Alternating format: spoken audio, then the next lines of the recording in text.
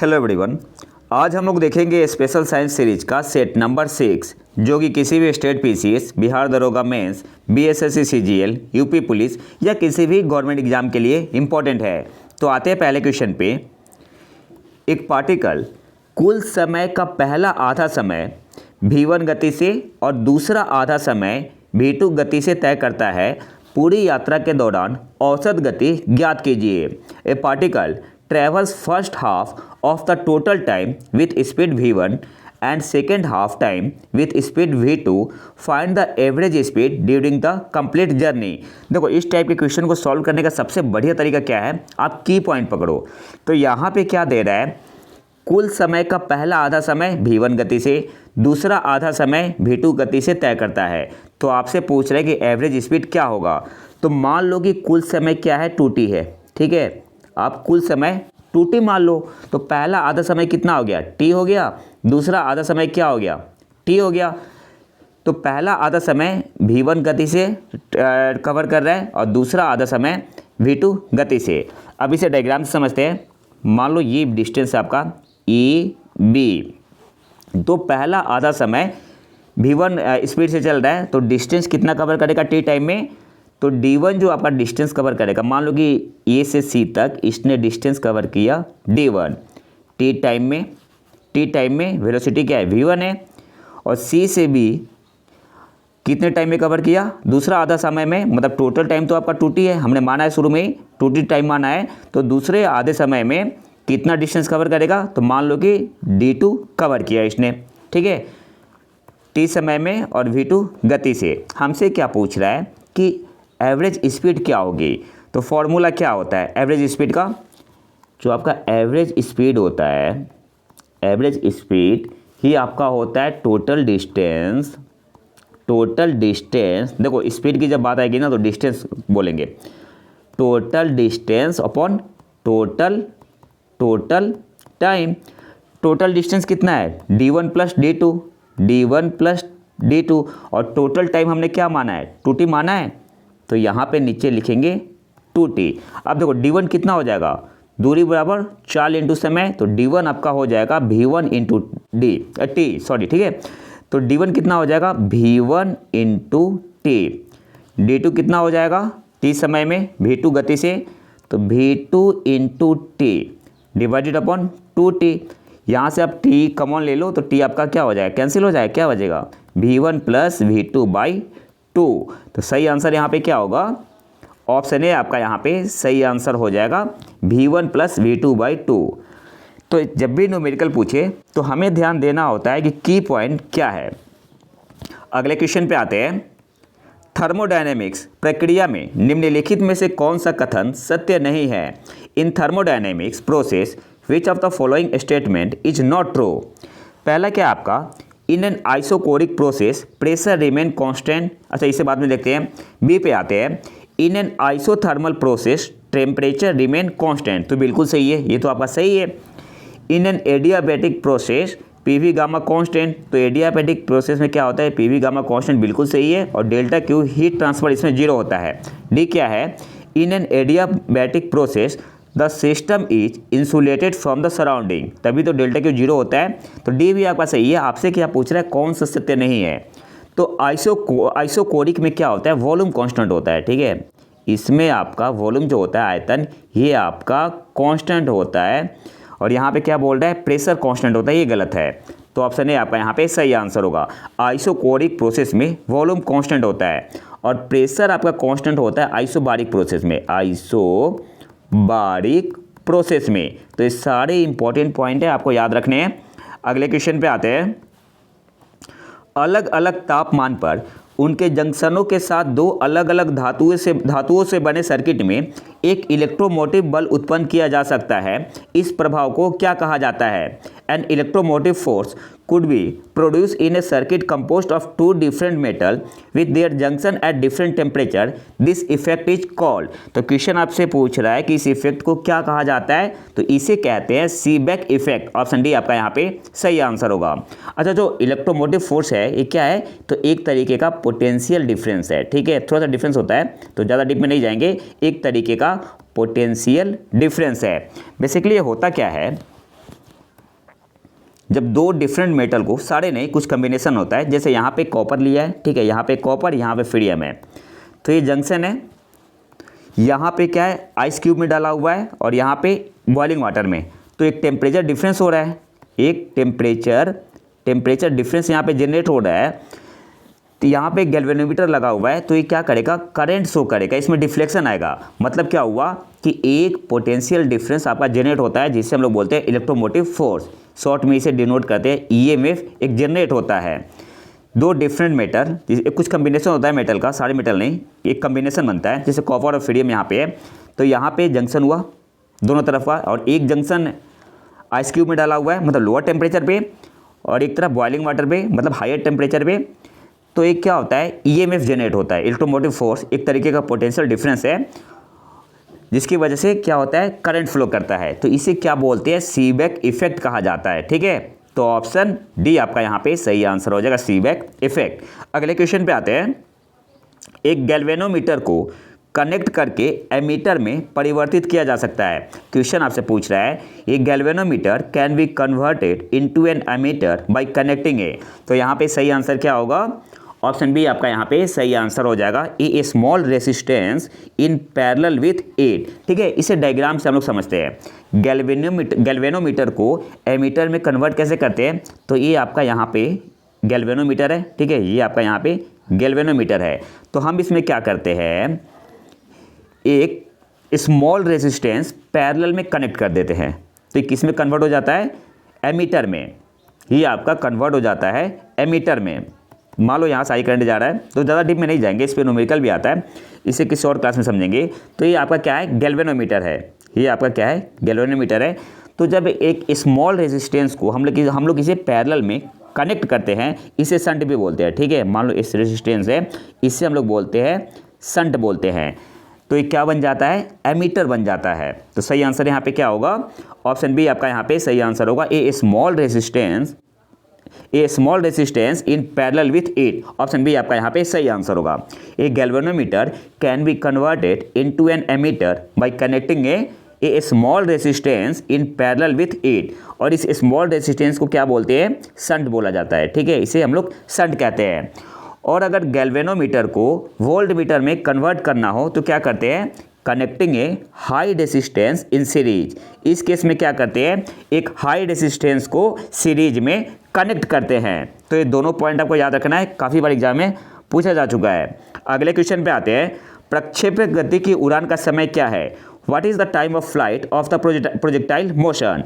तो time of flight का मतलब क्या हुआ, तो जब भी किसी ऑब्जेक्ट को, कोई भी ऑब्जेक्ट है, इससे हम लोग प्रोजेक्ट करते हैं अल्फा एंगल से विथ हॉरिजॉन्टल, तो ऐसे जाएगा, फिर यहाँ पे गिरेगा। तो जो यहाँ पे गिरता है, मान लो कि ओ ए, मान लो कि यहाँ पॉइंट ए है, यहाँ पे पॉइंट बी है, तो ओ ए बी को डिस्टेंस कवर करने में जितना टाइम लगता है, मतलब सिंपली आप समझ सकते हैं इसे कि जैसे आपने प्रोजेक्ट किया, ठीक है, कोई ऑब्जेक्ट को, और जब वो अर्थ पे फिर से गिरेगा तो टोटल टाइम इसने कितना लिया, इसे बोलते हैं टाइम ऑफ फ्लाइट। तो टी किसके बराबर होता है, T u sine alpha by g के। तो सही आंसर यहाँ पे क्या होगा, ऑप्शन ए आपका यहाँ पे सही आंसर हो जाएगा, 2u sine alpha by g. ई square sine square alpha by 2g, ये आपका होता है मैक्सिमम हाइट, ये आपका होता है मैक्सिमम हाइट। और u square sine 2 alpha by g, ये क्या होता है, ये आपका रेंज होता है, ये आपका होता है रेंज, ठीक है। तो ये सारे इंपॉर्टेंट पॉइंट है, आपको याद रखने हैं। अगले क्वेश्चन पे आते हैं। अधिक ऊंचाई पर at higher altitude boiling point of a liquid decrease, no change in boiling point of a liquid decrease.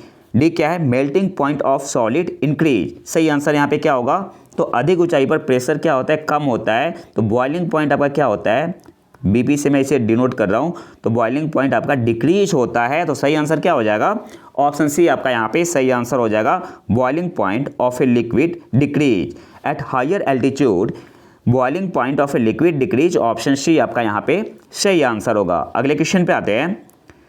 Smoke is an example of. तो इस क्वेश्चन को सॉल्व करने से पहले कुछ इंपॉर्टेंट कॉन्सेप्ट जान लेते हैं कोलॉइड सॉल्यूशन के बारे में, फिर क्वेश्चन पे आएंगे। कोलॉइड सॉल्यूशन क्या होता है, जो कोलॉइड सॉल्यूशन होता है, कोलॉइड क्या है, एक सॉल्यूशन है, ठीक है। कोलॉइड क्या है, एक सॉल्यूशन है। इसमें पार्टिकल का जो साइज होता है वो कितना होता है, साइज ऑफ पार्टिकल, यहाँ से एग्जाम में क्वेश्चन पूछता है। तो कोलॉइड सॉल्यूशन में साइज ऑफ पार्टिकल आपका होता है 1 नैनोमीटर से 10⁻³ नैनोमीटर, ये साइज होता है। कोलॉइड सॉल्यूशन में जो साइज होता है कितना होता है 1 नैनोमीटर टू 10⁻³ नैनोमीटर, ये साइज होता है कोलॉइड सॉल्यूशन का। इसमें दो फेज होते हैं कोलॉइड सॉल्यूशन में दो फेज होते हैं। एक आपका होता है डिस्पर्स फेज, ठीक है, डिस्पर्स्ड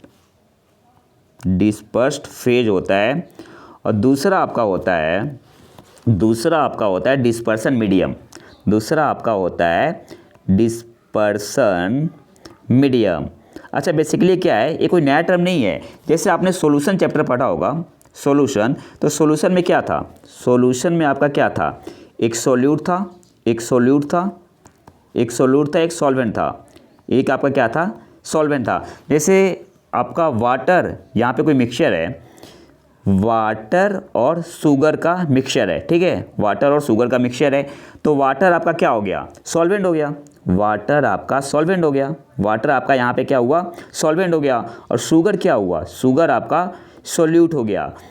तो जो कोलॉइड सॉल्यूशन में क्या होता है, जो डिस्पर्स फेज होता है, तो एक तरीके का क्या है, एक तरीके का सॉल्यूट है, एक सॉल्यूट है, तो नाम अलग है केवल, ठीक है। कोलॉइड सॉल्यूशन में एक डिस्पर्स फेज होता है, डिस्पर्सन मीडियम होता है। तो जैसे सॉल्यूशन में होता था आपका, सॉल्यूशन में एक सॉल्यूट होता था और एक सॉल्वेंट होता था, तो यहाँ पे सॉल्यूट की जगह क्या है, डिस्पर्स्ड फेज है, और डिस्पर्सन मीडियम क्या, सॉल्वेंट की जगह क्या है, सॉल्वेंट की जगह आपका डिस्पर्सन मीडियम।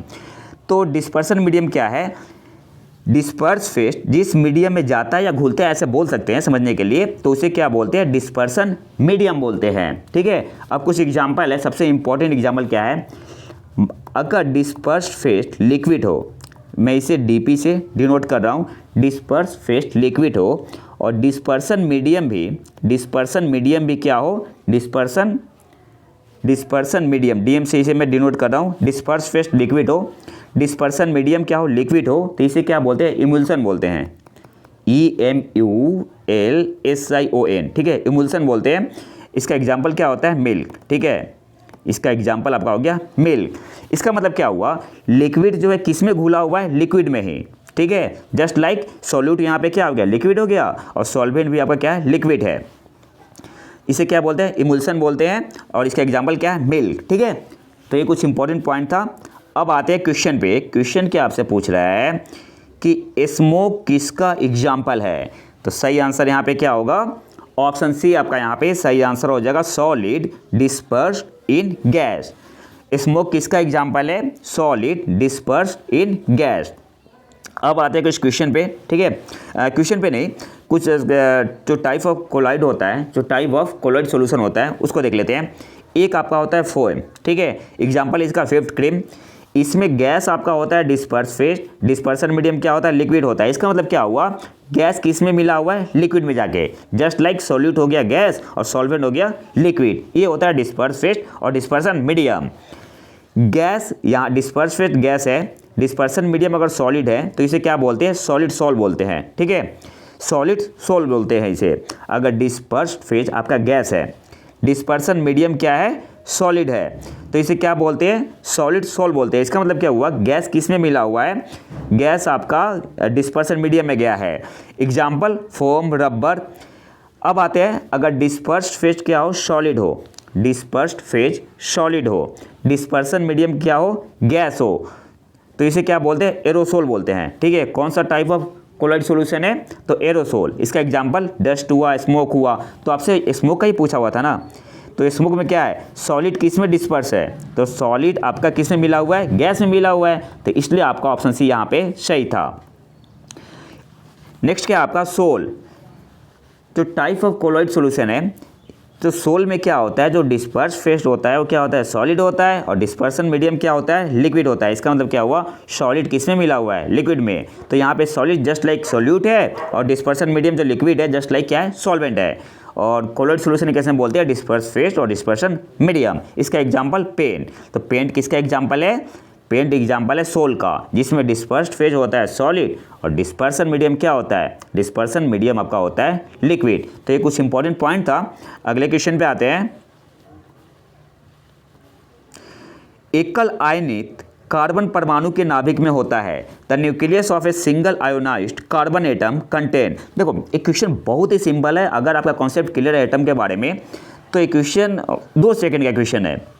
क्वेश्चन क्या आपसे पूछ रहा है कि कार्बन परमाणु के नाभिक में सिंगली आयोनाइज्ड में कितने प्रोटॉन और न्यूट्रॉन होते हैं, ठीक है, या इलेक्ट्रॉन होते हैं। तो हमेशा एक चीज़ आपको पता होना चाहिए, न्यूक्लियस में क्या होता है, न्यूट्रॉन होता है और प्रोटॉन होता है। न्यूक्लियस में आपका क्या होता है, न्यूक्लियस में आपका होता है न्यूट्रॉन और प्रोटॉन। तो आपसे पूछ क्या रहा है, the nucleus of A singly ionised carbon atom contain. तो इसमें इलेक्ट्रॉन का कोई मतलब ही नहीं है, तो इलेक्ट्रॉन यहाँ पे है का हटा दो, इलेक्ट्रॉन यहाँ पे है हटा दो। और आयोनाइज्ड का मतलब क्या हुआ, इसमें इलेक्ट्रॉन निकलता है, इलेक्ट्रॉन या तो गेन होगा या तो गेन होगा या तो गेन होगा या लॉस होगा। तो इलेक्ट्रॉन से मतलब है, ठीक है, आयोनाइज्ड के केस में। लेकिन हमसे नाभिक का न्यूक्लियस का पूछ रहा है, तो न्यूक्लियस में क्या होता है, न्यूट्रॉन और प्रोटॉन। और कार्बन का जो एटॉमिक नंबर होता है कितना होता है, 6 होता है। मास नंबर क्या होता है, 12 होता है। और एटॉमिक नंबर, जो एटॉमिक नंबर होता है कार्बन का, ये क्या होता है, नंबर ऑफ प्रोटॉन होता है, नंबर ऑफ प्रोटॉन होता है। और नंबर ऑफ इलेक्ट्रॉन भी होता है, लेकिन किस केस में, equal to number of electron. लेकिन ये होता है आपका न्यूट्रल केस में, ठीक है, न्यूट्रल के केस में, न्यूट्रल के केस में। तो यहाँ पे आयोनाइज्ड है तो नंबर ऑफ प्रोटॉन देखेंगे। तो जो सबसे इम्पोर्टेंट पॉइंट है आपको, वो आपको याद रखना है कि जो नंबर ऑफ क्या बोलते हैं, एटॉमिक नंबर जो होता है वो नंबर ऑफ प्रोटॉन के बराबर होता है। और नंबर ऑफ इलेक्ट्रॉन के बराबर किस केस में होता है, न्यूट्रल के केस में, ठीक है, न्यूट्रल के केस में होता है। तो यहाँ पे नंबर ऑफ प्रोटॉन तो सेम ही रहेगा, 6 ही होगा। और नंबर ऑफ न्यूट्रॉन क्या होता है, number of neutron mass number minus atomic number. Mass क्या है, 12 है और एटॉमिक नंबर 6 है, या मास number minus number of proton भी बोल सकते हैं। 12 माइनस 6 हो गया। तो नंबर ऑफ न्यूट्रॉन कितना होगा, 6 होगा। मतलब 6 प्रोटॉन और 6 न्यूट्रॉन। ऑप्शन है आपका यहाँ पे सही आंसर होगा। जब न्यूक्लियस की बात हो रही है यहाँ पे, तो जाहिर सी बात है इलेक्ट्रॉन के बारे में सोचना ही नहीं है, प्रोटॉन होगा और न्यूट्रॉन होगा, फिर वो कुछ ज़्यादा डीप में हो गया। तो ऑप्शन है आपका यहाँ पे सही आंसर होगा। अगले क्वेश्चन पे आते हैं। ऑक्सीजन युक्त रक्त किसके द्वारा ले जाया जाता है, oxygenated blood is carried by, तो फुफ्फुसीय शिरा के द्वारा। ऑप्शन भी आपका यहाँ पे सही आंसर होगा। ऑक्सीजन युक्त रक्त किसके द्वारा ले जाया जाता है, फुफ्फुसीय शिरा के द्वारा। ऑप्शन भी आपका यहाँ पे सही आंसर होगा। अगले क्वेश्चन पे आते हैं, जो कि आज का आखिरी क्वेश्चन है। निम्नलिखित में से कौन सा ठंडे खून वाला जानवर है, तो कबूतर आपका है वार्म ब्लड, लोमड़ी भी है, बकरा भी है। तो सही आंसर यहाँ पे क्या होगा, ऑप्शन बी, कछुआ जो है कोल्ड ब्लडेड एनिमल है। तो ऑप्शन बी आपका यहाँ पे सही आंसर होगा। तो ये तो था हमारा आज का लेक्चर। देखो अगर रिस्पांस मिला तो मैं नंबर ऑफ क्वेश्चन को इंक्रीज करूँगा, 20 या 25 तक ले जाऊँगा। तो अगर वीडियो पसंद है तो लाइक करें और चैनल को सब्सक्राइब जरूर कर ले। मिलते हैं नए वीडियो में नए टॉपिक के साथ, तब तक के लिए नमस्कार, जय हिंद।